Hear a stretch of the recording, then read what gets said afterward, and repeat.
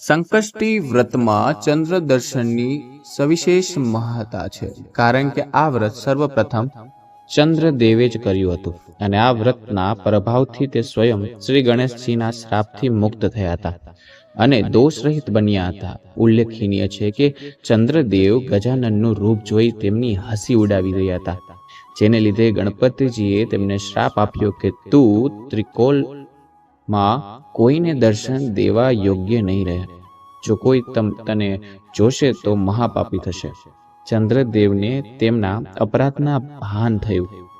તેમણે આકરી તપસ્યા કરી વક્રતુંડને પ્રસન્ન કર્યા. ત્યારે વિઘ્નહર્તાએ તેમને તેમનું પૂર્વોત્તમ રૂપ પાછું આપ્યું. આશીષ આપ્યું કે કૃષ્ણ પક્ષની ચતુરાશી જે ભક્ત મારું વ્રત કરશે તેને સર્વપ્રથમ તમારા દર્શન કરવા પડશે, ત્યારબાદ જ તેને વ્રતનું ફળ મળશે. એ જ કારણે સંકષ્ટી ચંદ્ર દર્શન બાદ જ વ્રત ખોલવામાં આવે છે. આ દિવસે કેટલાક ઉપાય કરવાથી ગણેશજીની વિશેષ કૃપા પ્રાપ્ત થાય છે. તે ઉપાયને જાણ્યા પહેલા આ વિડીયોને એક લાઈક કરી દેજો. ચેનલને પણ સબસ્ક્રાઇબ જરૂરથી કરજો. કમેન્ટ બોક્સમાં જય શ્રી ગણેશ જરૂરથી લખજો. વિડીયોને અંત સુધી જોતા રહેજો. 1 નંબર, જો તમારા જીવનમાં કોઈ પણ પ્રકારની પરેશાનીઓ ચાલી રહી છે અને તમે ઈચ્છો છો કે જલ્દીથી જલ્દી ખતમ થઈ જાય, તો આ દિવસે તલ અને ગોળના લાડુ બનાવી લો અને ભગવાન ગણેશની પૂજા કર્યા પછી તે લાડુ અને બાકીના લાડુનો આનંદ લો. બાકીના લાડુને પ્રસાદ તરીકે પરિવારના તમામ સભ્યોને વહેંચો. આમ કરવાથી તમારા જીવનમાંથી બધી સમસ્યાઓ જલ્દી ખતમ થઈ જશે. 2 નંબર, જો તમે તમારું સ્વાસ્થ્ય સારું રાખવા માંગતા હોય તો આ દિવસે એક સોપારી લો અને તેની વચ્ચે સ્વાસ્તિક ચિહ્ન બનાવી દો. હવે તે સોપારી ભગવાન ગણેશને અર્પણ કરો. તેમજ ગણેશના મંત્ર બોલો. 108 વાર જાપ કરો. મંત્ર છે ઓમ ગમ ગણપતાય નમઃ. આમ કરવાથી તમારું સ્વાસ્થ્ય સારું રહેશે. 3 નંબર, જો તમે તમારા ઘરમાં ધન ધાન્ય અને સુખ સમૃદ્ધિ વધારવા માંગો છો તો ભગવાન વિઘ્નહર્તા શ્રી ગણેશને મોદક અર્પણ કરો. તેનાથી સામે ઘીનો દીવો પ્રગટાવો. આમ કરવાથી તમારા ઘરમાં ધન ધાન્ય અને સુખ સમૃદ્ધિ વધશે. 4 નંબર, જો તમે તમારા કાર્યક્ષેત્રમાં સફળતા મેળવવા ઈચ્છો છો તો આ દિવસે ભગવાન ગણેશને 1 કપૂર 6 લવિંગ અર્પણ કરો. સાથે જ કલવનો ટુકડો અને તેને ભગવાન ગણેશને ચરણોમાં મૂકો અને ભગવાનની પૂજા કરો. પૂજા કર્યા પછી તે કલરવે તમારા હાથમાં બાંધો. આમ કરવાથી તમે કાર્યક્ષેત્રમાં ઈચ્છિત સફળતા મળશે. 5 નંબર, જો તમે તમારા બાળકોના જીવનની ગતિ જાળવી રાખવા માંગો છો તો આ દિવસે ભગવાન ગણેશની પૂજા સમયે હળદરનો એક ગઠ્ઠો લો અને તેને દોરાથી બાંધીને પૂજા સ્થાન પર રાખો. પૂજા પૂરી થયા પછી હળદરના તે ગઠ્ઠાને પાણીની મદદથી પીસી લો અને તેનાથી બાળકના કપાળ પર તિલક કરો. આમ કરવાથી તમારું બાળક જીવનની ગતિથી જળવાઈ રહેશે. 6 નંબર, સંકટિસ્ટ એ સાંજના સમયે ભક્તો ગજાનનની વિશેષ પૂજા કરતા હોય છે અને તેમને સૌથી વધુ પ્રિય એવા મોદક કે લાડુ પણ અર્પણ કરવાના હોય છે. પણ જો શક્ય હોય તો આજના દિવસે વક્રકુંડ 21 લાડુનો ભોગ અર્પણ કરવો અને એ પણ શુદ્ધ ઘી બનાવી લો. પ્રભુએ આ લાડુ અર્પણ કરી તેમના સન્મુખ બેસી અત્યંત સરસ એવા શ્રી ગણેશાય નમઃ મંત્રનો 108 વખત જાપ કરવો. 7, વિઘ્નહર્તાને જો શુદ્ધ ઘીના લાડુ અર્પણ કરવાની ક્ષમતા ના હોય તો આસ્થા સાથે દુર્ગા અર્પણ કરો. પરંતુ શક્ય હોય તો આજના દિવસે વિઘ્નહર્તાને 21 જોડી દુવો અર્પણ કરવી અને આ ત્યારબાદ એ જ રીતે પ્રભુ સન્મુખ બેસી 108 વખત ભગવાન ગણેશનો મંત્રનો જાપ કરવો. 8 નંબર, માન્યતા અનુસાર સંકટિસ્ટ એ લાલ વસ્ત્ર ધારણ કરીને શ્રી ગણેશની પૂજા કરવાથી ભક્તને વિશેષ પુણ્યની પ્રાપ્તિ થતી હોય છે. કહે છે કે તેનાથી ભક્તના જીવનમાં તમામ સંકટોનું શમન થઈ જશે અને નાના મોટા સંકટોથી શાંતિ જળવાઈ રહેશે. 9 નંબર, સંકટી ચતુર્થી પર ભગવાન ગણેશનો અભિષેક દૂધ અથવા સાપ પાણીથી કરો. અભિષેક કરતા સમયે ગણપતિ અર્થવશ્યનો પાઠ પણ કરતા રહો. આમ કરવાથી તમારી તકલીફો દૂર થઈ જશે.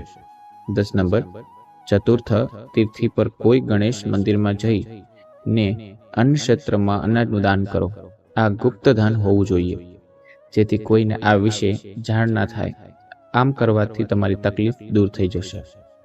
11, જો તમારા કોઈના લગ્ન સમય લાગી રહ્યા હોય, વારંવાર તકલીફો આપી રહ્યું કે વિઘ્ન આવ્યું, સંકટી ચતુર્થી પર ભગવાન શ્રી ગણેશને હળદરથી બનેલી માળા પહેરાવો અને આરતી કરો. શક્ય હોય તો આ દિવસે ઉપવાસ પણ રાખો.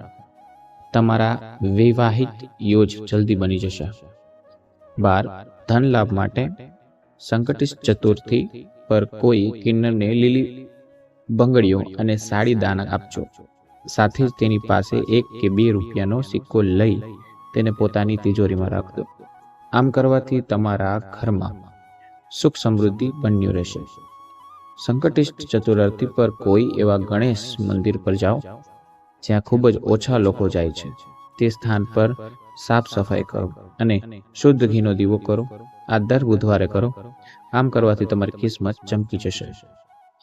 13 નંબર, જો તમે તમારા ઘરમાં ધન અને સમૃદ્ધિ વધારવા માંગો છો તો સંકટિષ્ટને ગણેશજીની પૂજા સમયે તેમનો સમક્ષ ઘીનો દીવો પ્રજ્વલિત કરીને તેમને મોદકનો ભોગ અર્પણ કરો. 14 નંબર, જો તમને લાગે છે કે તમારા ઘરમાં નકારાત્મક ઉર્જાનો વાસ છે તો તમારા ઘરમાં મંદિરમાં ગણપતિની સફેદ રંગની મૂર્તિને સ્થાપિત કરવી જોઈએ. સાથે જ ભગવાનની વિધિ વિધાનથી પૂજા કરવી જોઈએ અને નિત્ય સંકટનાશક ગણેશ સ્ત્રોતનો પાઠ કરવો જોઈએ. 15 નંબર જોઈએ, જો તમે તમારા લગ્ન જીવનને ઘણી ખુશીઓથી ભરવા માંગતા હોય તો સંકટિષ્ટ એ ચણાના લોટમાં 2 લાડુ, થોડા તલ, ચોખા, સૂકો માવો, કોઈ પણ એક ફળ લો. હવે ભગવાન ગણેશના મંદિરમાં જઈને ત્યાં મંત્રનો જાપ કરતા સમયે એક પછી એક બધી વસ્તુઓ ભગવાનને અર્પણ કરતા જાઓ. વસ્તુ અર્પણ કરતી વખતે ઉચ્ચારણ કરવાનો મંત્ર છે કે શ્રી ગણેશાય નમઃ, શ્રી ગણેશાય નમઃ. આ ઉપાય કરવાથી આપનું લગ્ન જીવન સુખમય રહેશે.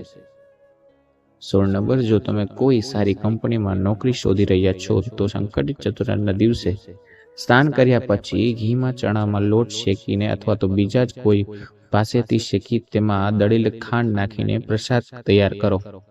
પછી ભગવાનને નમસ્કાર કર્યા પછી તે પ્રસાદ ચડાવો. ઉપરાંત ભોગ અર્પણ કર્યા પછી ભગવાન શ્રી ગણેશની મૂર્તિને 3 વખત પ્રદક્ષિણા કરો.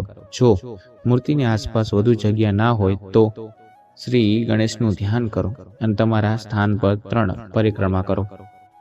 સંકટિત ચતુર્થીના દિવસે આમ કરવાથી સારી કંપનીમાં નોકરીની શોધ જલ્દી પૂર્ણ થશે.